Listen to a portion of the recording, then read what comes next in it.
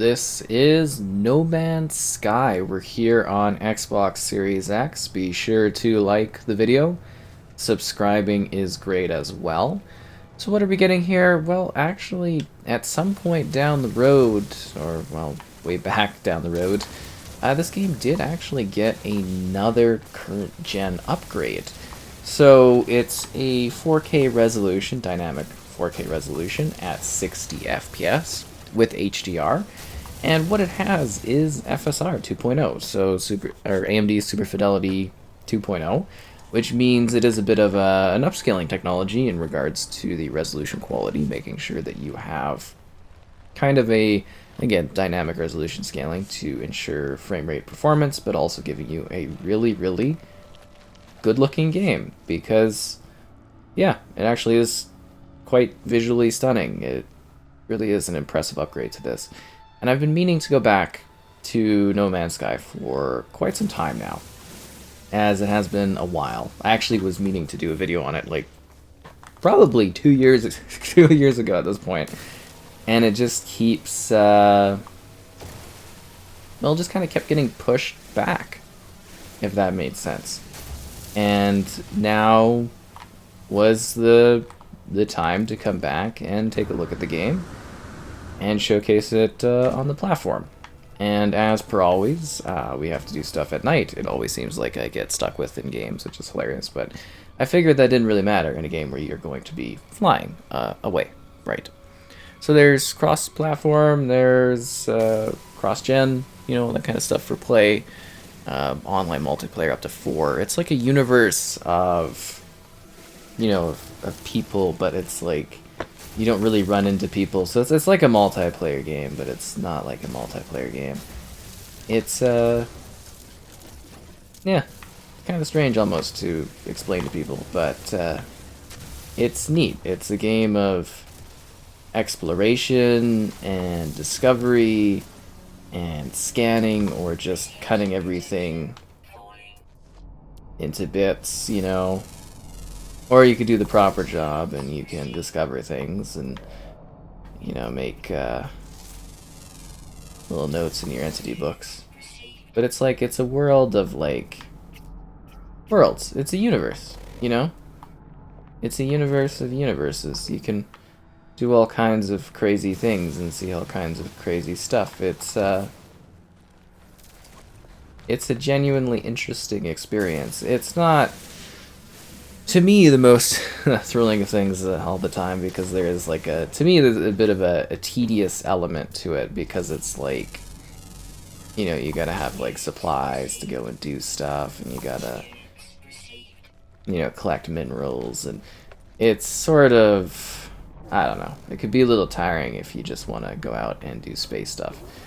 But there are different ways to kind of play, and, you know, the main menu has a couple options. It's neat that we now have, you know, other changes to this game. Like, I was kind of expecting what we kind of got at launch to be sort of like what we would get, and then, you know, they've actually gone, I think, really just year after year since the launch of this game, and they've really just been kind of working towards making it sort of that experience that I think people were expecting right off the bat. So in my opinion, they've kind of like turned things around. Like, they've added all these features and stuff. Like, I don't think it'll necessarily, for me, ever be the game I kind of was hoping it would be, but it's still kind of a cool adventure survival game for those, you know, that want this kind of thing. Like, it's really, really quite lovely. And this is where I thought it didn't matter if it was nighttime, because when you're going out into space, everything is nighttime, right? Ooh, atmospheric clouds. So that is kind of lovely. What a boring planet, though. To infinity and beyond. So yeah, there's been something like, over 20 major updates. They've added all kinds of stuff. You do things in space, you do stuff on planets. It's all like procedurally generated, so the universe is kind of infinite and it goes on forever, and then you can infinitely come across you know, creatures and stuff like that, and you can do all kinds of things. Or where do we want to pulse jump to is kind of the question. I don't really know where our target is. I guess that's the fun of it, though, is it's kind of like you can kind of go anywhere. Should we go to the giant rings?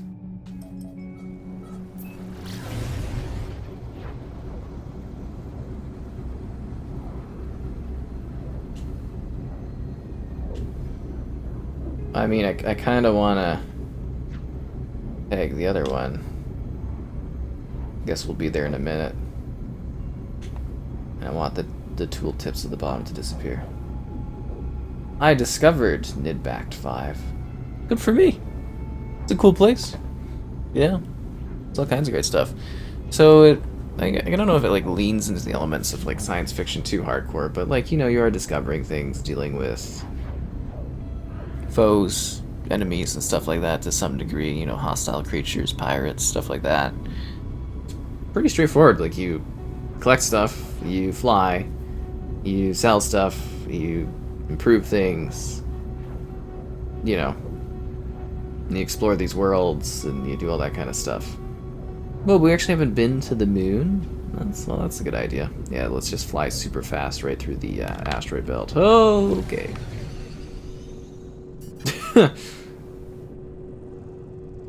It really is kind of magnificent, though, isn't it? Like, that's just beautiful.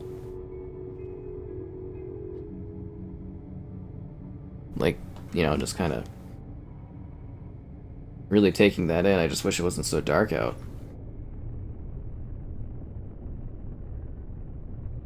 Let me go take a look at my base, or should we fly onwards? Because it really is, it's just kind of like, you know, the freedom of space exploration. You really can kind of just go anywhere. Although I don't know if this was like another lifeless husk, it's been a while.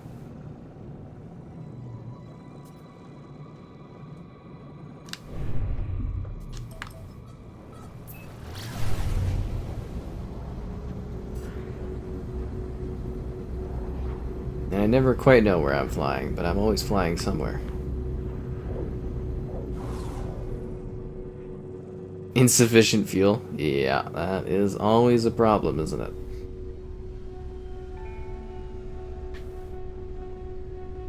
Oh, that's Arcanus. It's the fungal planet. Can we make it there?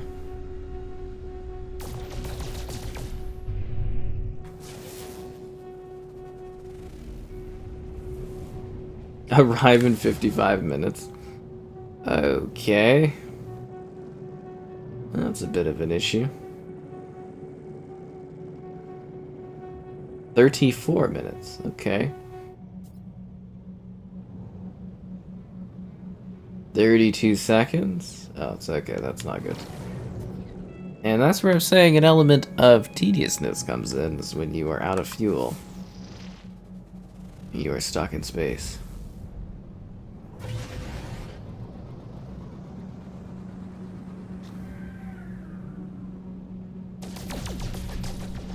Is it mining if you're exploding asteroids? This is gorgeous. Like, this really does look majestic, though. This is kind of how these space-type games should feel, though, is you get across, like, a place like this, and it's just beautiful and wondrous. You know what I mean?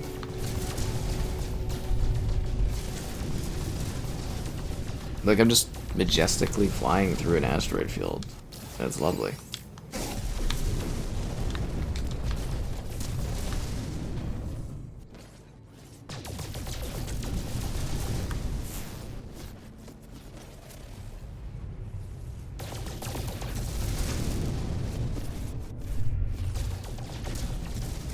Yeah, this is just really, really quite cool. So that's what it is, you know, it's a game about exploration, discovery, maybe a little bit of building stuff, maybe a little bit about searching out there and seeing what you can find and exploring new planets, and apparently me never leaving the same solar system because, you know, I just kind of get locked in and don't fly anywhere and all that fun stuff. Ooh, that was a little bit of damage there.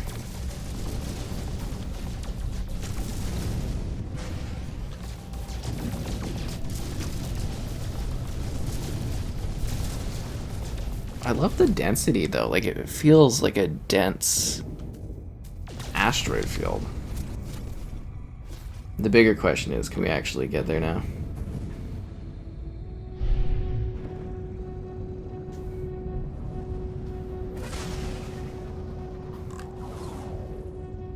Insufficient fuel.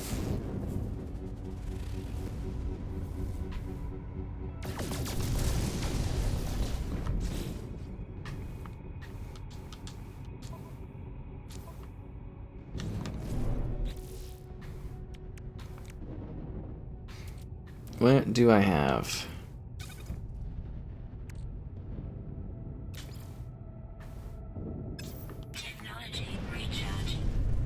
There we go.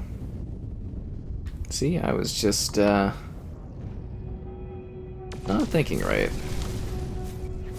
Aye. To infinity. And beyond. Did you know it's a rotting planet? It includes the cool things such as fungal mold, copper, ammonia, and sodium. All in one nice, confined place. You really could just kind of fly forever, can't you, this one? Ooh.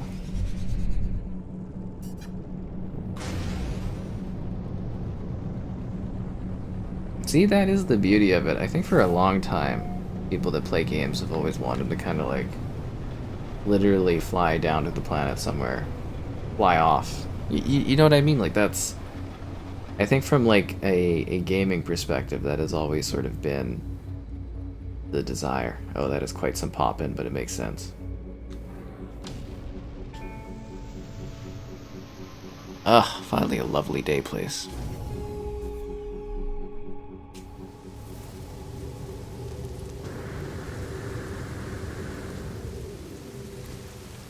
But yeah, you just get like these unreal, like unique locations with all kinds of different plants. This is unidentified? Oh, and there's lost artifacts and hidden secrets in different places you can kind of like mine into and stuff. It's just chock full of like, as long as you like the core gameplay loop of this, you could like theoretically just keep playing it and playing it and playing it.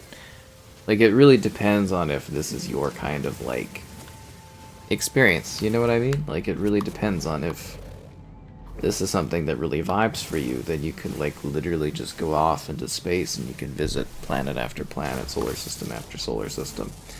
And it's always going to find new things for you to do. Well, create new things for you to enjoy and do.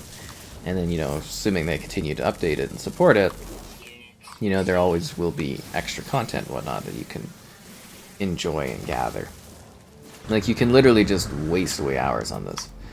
But the thing is it's like, you know, is it something that's for you gameplay-wise is going to be the biggest thing. Feed with creature pellets, which I don't have. Well, at least they don't seem to be trying to kill me, so I think we'll call it even on that.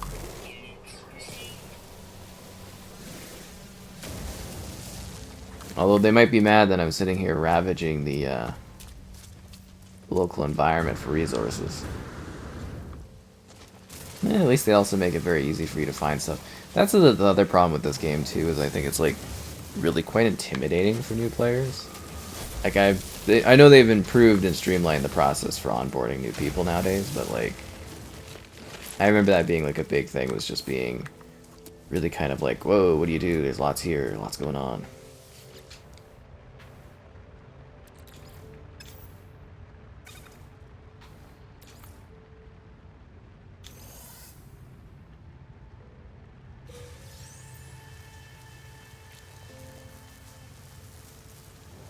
Can we repair this?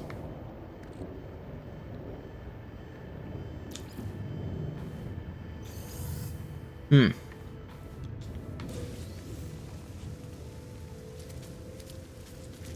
Yeah, okay. Well, we got what we needed. But we haven't identified this rock.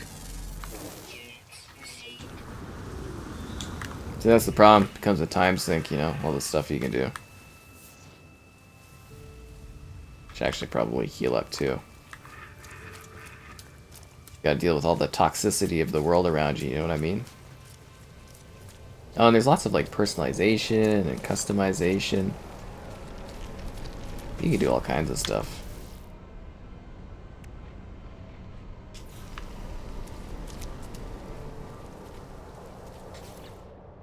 And the build menu. As you can tell, I'm not too bothered by anything on this one. Kind of exploring, talking about it, and taking in the world. Carbon crystals, don't mind if I do. You know me, I've always got something cooking on in this one.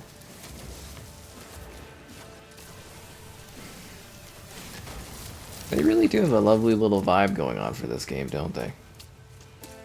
That sense of exploration and discovery and going on planets. I just wish there was more, like, kind of stuff to do. You know what I mean? Like, that's all. I felt that last time I played this. I still feel it this time is like specific things that you can go and like do. Because it's like, it's one of those games where it's, you know, it's survival and whatnot, but it's like, it really is, like, it's what you make out of it. Toxic protection falling. You know?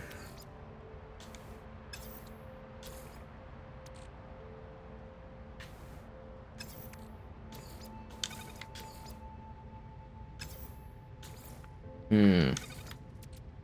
So we're definitely looking for more oxygen.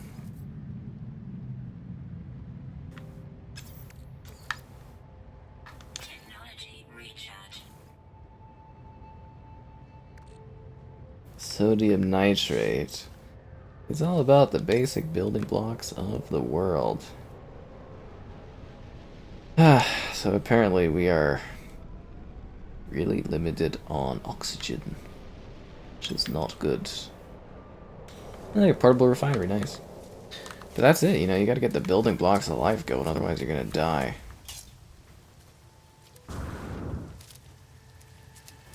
Ugh. Toxic protection falling. Technology recharge. There we go.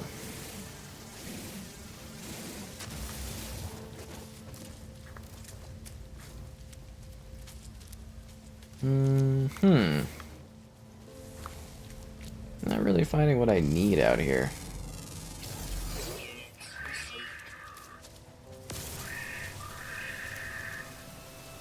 Advanced mining laser required? Of course. You gotta work to get all the good stuff.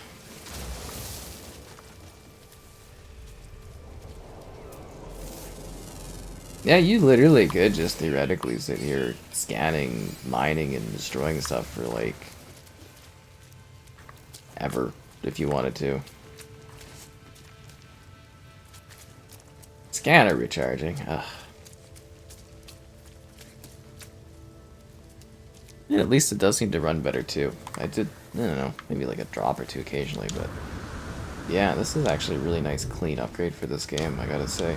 Like, they've actually improved it nicely. Keep adding content to it. It's kind of impressive, the work they've done with this.